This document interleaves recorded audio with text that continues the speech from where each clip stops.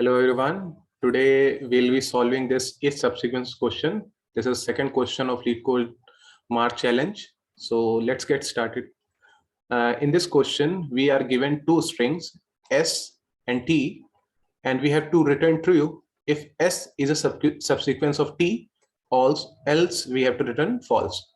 Okay, and let's see what is a subsequence means now.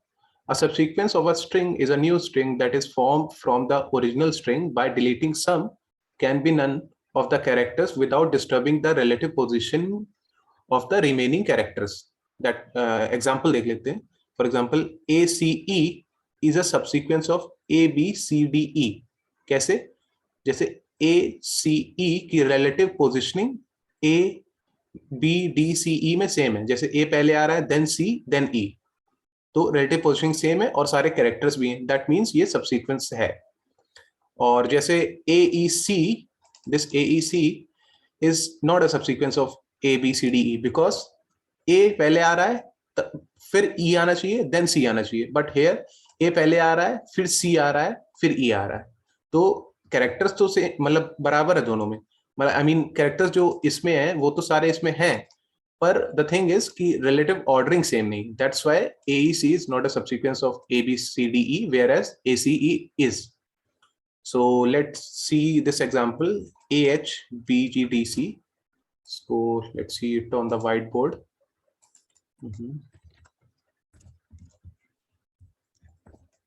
B is equal to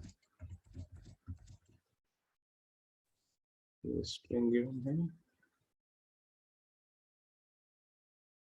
Okay.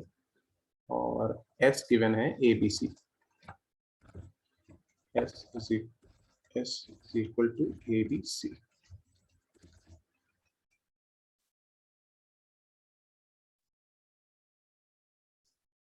तो let's सी कैसे एक बार subsequence और check करते हैं हम लोग.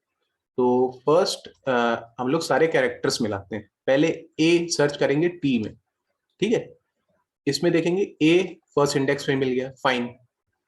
फिर B को चेक करेंगे हम लोग, तो H तो है नहीं B, पर B अगेन H के बाद B मिल गया, फाइन. अब हम लोग के पास C बचा है, C के लिए चेक करेंगे. तो G ये नहीं है, D ये भी नहीं है, C ये मिल गया. तो तीनों कैरेक्टर्स भी मिल गए इसके इसमें, और सारी रिलेटिव ऑर्डरिंग भी सेम है. That means S is a subsequence of T. अब कोई ऐसा एग्जांपल लेते हैं जो सेम नहीं है, जिसमें ordering, that means S subsequence नहीं है T का. मान लीजिए S is equal to AXC. तो अब ये चेक करते हैं AXC. So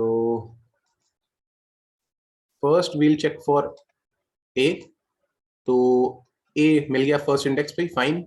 अब हम लोग X के लिए चेक करेंगे. तो नेक्स्ट H है, ये X नहीं है, फाइन. B नहीं है, G नहीं है, D नहीं है, C भी नहीं है. तो X मिला ही नहीं T में. दैट मीन्स कि X तो प्रेजेंट ही नहीं है T में. दैट मीन्स कि S सबसीक्वेंस नहीं हो सकता T का. यहाँ तो मतलब कैरेक्टर ही नहीं मिला, तो रिलेटिव ऑर्डरिंग की तो बात ही मतलब खत्म हो गई. तो this is how will solve this problem. And अब देख लेते हैं हम लोग क्या अप्रोच यूज करेंगे इसमें. इस प्रॉब्लम को सॉल्व करने के लिए हम लोग 2 पॉइंटर अप्रोच यूज करेंगे. तो let's see how will do that. तो S is equal to ABC, ये एग्जांपल है. और ओके, तो first what will do, will place दोनों के 0th इंडेक्स पे एक एक पॉइंटर हम लोग प्लेस कर देंगे. ओके, अब अगर दोनों का कैरेक्टर सेम होगा तो दोनों के पॉइंटर इंक्रीज करेंगे, और अगर कैरेक्टर मैच नहीं कर रहा है तो सिर्फ T का पॉइंटर इंक्रीज करेंगे.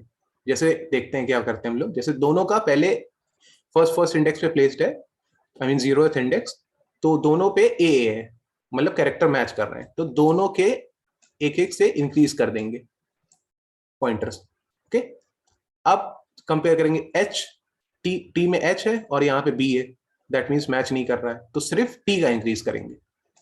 फिर मैच करेंगे B और B सेम है, तो दोनों के इंक्रीज करेंगे. तो राइट नाउ यहाँ जी पे है और ये सी पे है, तो सेम नहीं है, तो सिर्फ टी का इंक्रीज करेंगे, डी पे आ गए। डी और सी सेम नहीं है, तो फिर टी का इंक्रीज करेंगे, सी पे आ गए।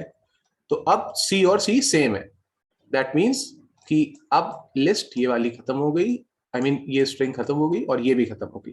तो अगर सारे कैरेक्टर ट्रेवर्स हो जाते हैं एस के और एंड पे हम लोग पहुंच जाते हैं, दैट मीन्स कि S is subsequence of T. This is how will do it. Let's see on the code और समझ में आएगा हम लोग को। तो what we were doing is we were comparing two pointers. तो फर्स्ट हम लोग स्ट्रिंग की लेंथ ले लेंगे कि t dot size क्या है। now we'll run for int I equal to 0, I less than n, I plus plus। ठीक है, तो I तो है, I जो है वो तो पॉइंटर t के लिए हो गया, ठीक है, और जो अब s के लिए पॉइंटर है वो हम लोग j ले लेते हैं। Okay,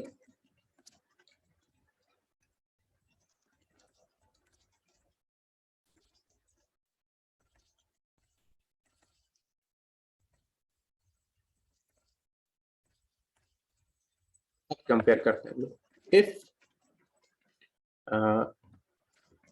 t of I is equal to s of j, then what we'll do j plus plus। Okay, और I तो ऑटोमेटिकली यहाँ से प्लस प्लस हो ही रहा है, ठीक है, तो j प्लस प्लस कर देंगे। तो अब ये करते करते हम लोग जब अगर देखेंगे कि if j is equal to m, that means सारी कैरेक्टर ट्रेवर्स हो चुके हैं s के, तो मतलब यानी ये सब सीक्वेंस है, then we'll return true, else we'll return false। Okay, और एक और चेक हम लोग पहले ही लगा देते हैं कि अगर ये जो t था ये खाली ही होगा, अगर मान लीजिए कुछ है ही नहीं इसमें, तो सॉरी, ये जो s है अगर वो जो सबसीक्वेंस जिसको चेक करना है वो ही खाली है, तो रिटर्न हम लोग ट्रू कर देंगे। दैट मीन्स एम्प्टी जो स्ट्रिंग होगी वो तो सबका ही सबसीक्वेंस होता है, इसलिए ट्रू रिटर्न कर देंगे। Let's run it, code, it's fine,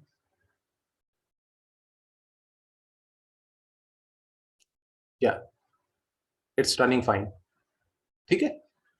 तो ये तो टू पॉइंटर अप्रोच हो गई, और एक और अप्रोच जो मेरे पास माइंड में आई थी जो काफी अच्छी लगी मुझे, तो that I like tell you. जैसे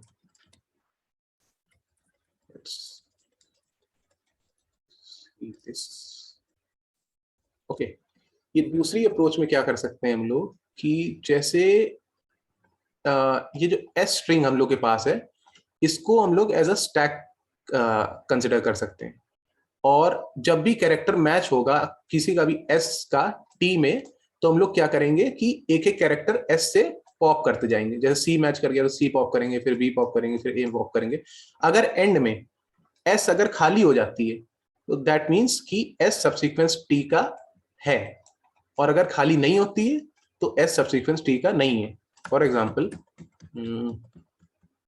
पहला पॉइंटर हम लोग का यहाँ पे है, इस बार एंड से चालू करते हैं, तो जैसे यहाँ पे, ओके, तो सी सी से मैच कर गया, तो अब क्या करेंगे हम लोग कि सी को यहां से रिमूव कर देंगे। ओके, अब हम लोग करंटली यहां पे हैं और रिमूव करते टाइम पॉइंटर इधर बढ़ा देंगे। ये तो मतलब बढ़ता ही रहेगा, लिस्ट में ट्रैवर्स होता ही रहेगा सी से ए की तरफ। अब डी और बी को कंपेयर किया तो डी भी सेम नहीं है, तो ये फिर जी पे आ जाएगा पॉइंटर। अब जी और बी को कंपेयर किया, ये भी सेम नहीं है, तो फिर बी पे आ जाएगा। अब बी और बी को कंपेयर किया तो बी और बी सेम है, तो let's remove this B from S. Okay, और यहां पॉइंटर एक से हम लोग इंक्रीज कर देंगे, तो एच पे आ गया, और करंटली यहाँ पे एच और ए सेम नहीं है, फाइन, आगे और बढ़ जाएंगे। अब ए और ए सेम है, दैट मीन्स इस ए को भी हम लोग रिमूव कर सकते हैं।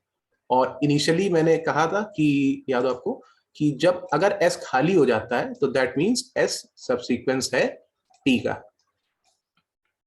ओके, और लेट्स कोड इट अप, ये भी समझ आएगा सी।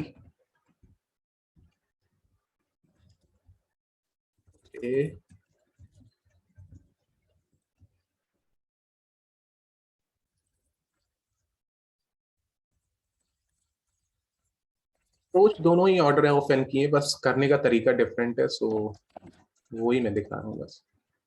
If n is equal to t dot size, if I is equal to n minus 1, I greater than equal to 0, I minus minus, और क्या करेंगे हम लोग, if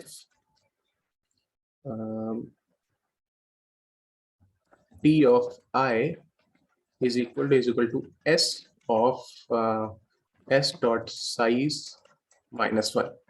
S dot size minus one क्या है, वो जो हमेशा लास्ट पॉइंटर पे रहेगा, जैसे ए बी सी था तो सी पे रहेगा, ए बी है तो बी पे रहेगा, तो वो चीज है।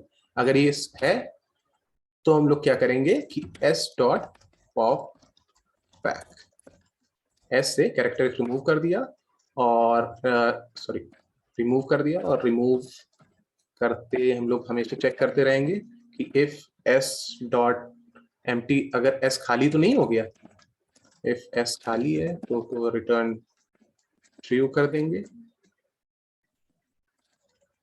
नहीं तो will return S dot empty.